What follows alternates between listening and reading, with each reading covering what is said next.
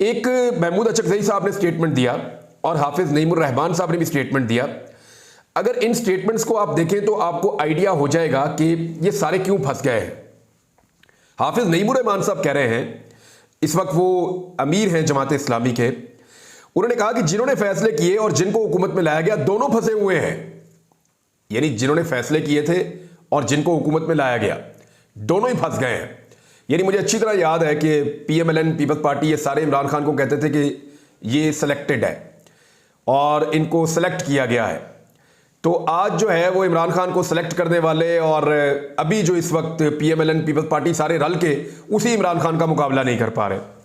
मंसूरा में हाफिज नईमुर रहमान साहब ने कहा कि एक चलती हुकूमत को ख़त्म करके मुल्क को बहरान में धकेलने वाली जमातें अवाम से माफ़ी मांगे। फार्म 45 की बुनियाद पर नताइज तैयार करने के सिवा अब कोई रास्ता नहीं बचा है। उन्होंने कहा मुल्क शदीद बहरानों की जद में है, हर फर्द मसाइल के हल चाहता है, आइन की बालादस्ती और जमहूरियत की आज़ादी मसाइल का हल है। नईमुर रहमान साहब ने साफ कहा जी पाकिस्तान तहरीक इंसाफ इलेक्शन जीती है, सब जानते हैं, और PDM की जमातों को इलेक्शन में नवाजा गया है। फार्म 45 के नताइज कुछ और हैं, फार्म 47 के ऊपर कुछ और कर दिया गया है। बड़ा क्लैरिटी के साथ वो आ रहे हैं और उन्होंने साफ बताया कि तहरीक इंसाफ की हुकूमत है, उनको ये दी जाए, मैंडेट के ऊपर डाका डाला गया है। अब ये जो वो कह रहे हैं ना कि सारे फंस गए, वो कैसे फंस गए? बात यह है कि लूट मार मची हुई थी मुल्क के अंदर, किसी को अंदाजा भी नहीं था कि अवाम का इतना सख्त रद्द-ए-अमल आएगा। अवाम की शमूलियत के बगैर या प्रैक्टिकली अवाम का जो एतमाद है उसको हासिल किए बगैर कोई भी मुल्क आगे नहीं बढ़ सकता।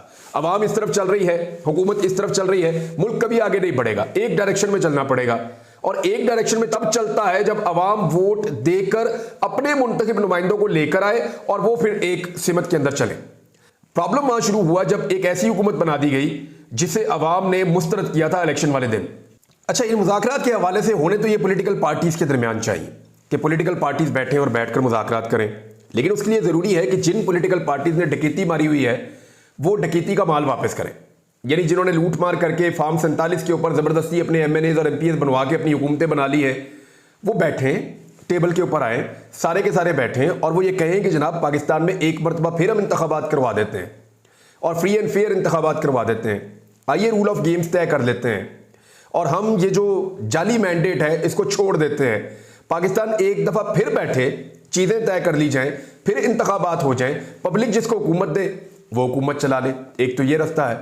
दूसरा ये है कि फार्म 45 के मुताबिक फैसला कर दिया जाए और फार्म 45 के मुताबिक जो MNAs MPs जीते हैं उनको उनकी नशिस्तें दे दी जाए, उसके नतीजे में जो हुकूमत बने वो पाकिस्तान को चलाए। तो ये दो आसान रास्ते हैं और इसमें मुज़ाकरात हो सकते हैं, सबको मिलकर बैठना चाहिए। लेकिन शहरयार अफरीदी साहब कोई और बात कर रहे हैं। शहरयार अफरीदी साहब कह रहे हैं सिर्फ आर्मी चीफ और DG ISI से मुज़ाकरात चाहते हैं, ये बहुत जल्द होंगे मुज़ाकरात पे उन्होंने दावा किया। देखिए, उनका ये कहना है कि ये खुद मुख्तार ही नहीं है जो हुकूमत है, ये रिमोट कंट्रोल से कंट्रोल हो रहे हैं। फार्म 47 के जरिए ये ऐवान में आ गए हैं, अवाम ने इन्हें मुस्तरद कर दिया है। ये मुस्तरद शुदा लोग हैं, ये हमसे क्या मुज़ाकरात करेंगे? उन्होंने कहा कि इमरान खान और पाकिस्तान लाज़िम मलज़ूम है, बदतरीन धांधली के बावजूद ये बुरी तरह नाकाम हुए हैं। इनमें इखलाकी जुर्रत है तो खुद कहें कि हमने अवाम से वोट मांगा, अवाम ने हमको नहीं दिया। हम मुज़ाकरात करेंगे आर्मी चीफ और DG ISI के साथ।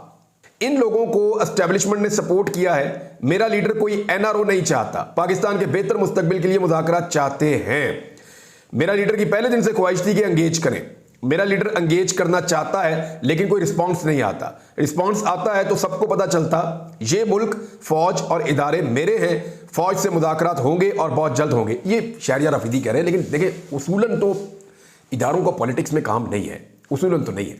ये सारे मामला सियासतदानों को खुद उठाने चाहिए, सियासतदानों को खुद बैठकर मुज़ाकरात करने चाहिए और किसी नतीजे पर पहुंचना चाहिए।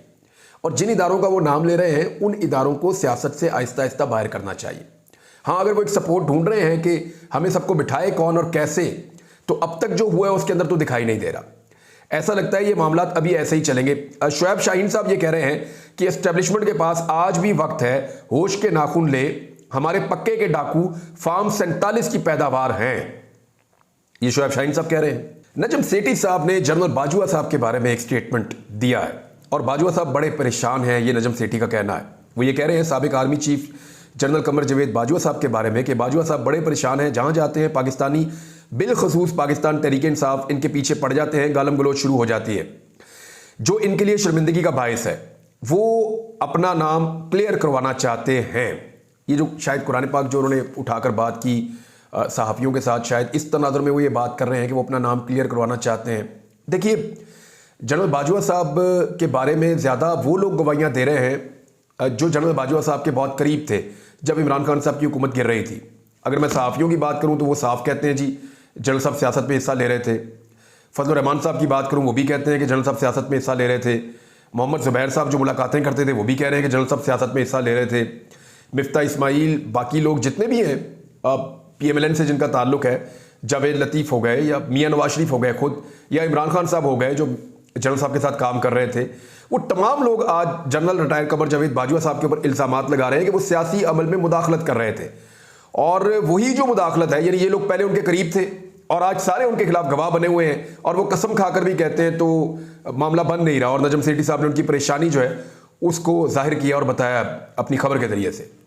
एक नाज़रीन बड़ी इंटरेस्टिंग खबर है जो मोहसिन नकवी साहब के हवाले से है। थोड़े दिन पहले भी मैंने खबर दी थी। उन्होंने कहा जी उन्होंने कभी किसी को ये नहीं कहा या कभी कोई अहकामात ऐसे नहीं दिए कि चादर या चार दीवारी की तकद्दुस को पामाल किया जाए। तो मोहसिन नकवी साहब के बारे में मैंने पहले भी ये कहा था कि ये अहकामात वो नहीं देते, वो सिर्फ अहकामात को फॉलो करते हैं। अहकामात तो कहीं और से आ रहे थे, फिर शायद इसका मतलब है, और रायवंड से आ रहे थे या कहीं और से आ रहे थे। मोहसिन नकवी साहब तो हाथ खड़े कर रहे हैं कि जी मैं नहीं था इस सारे के पीछे जो कुछ पाकिस्तान में हुआ है।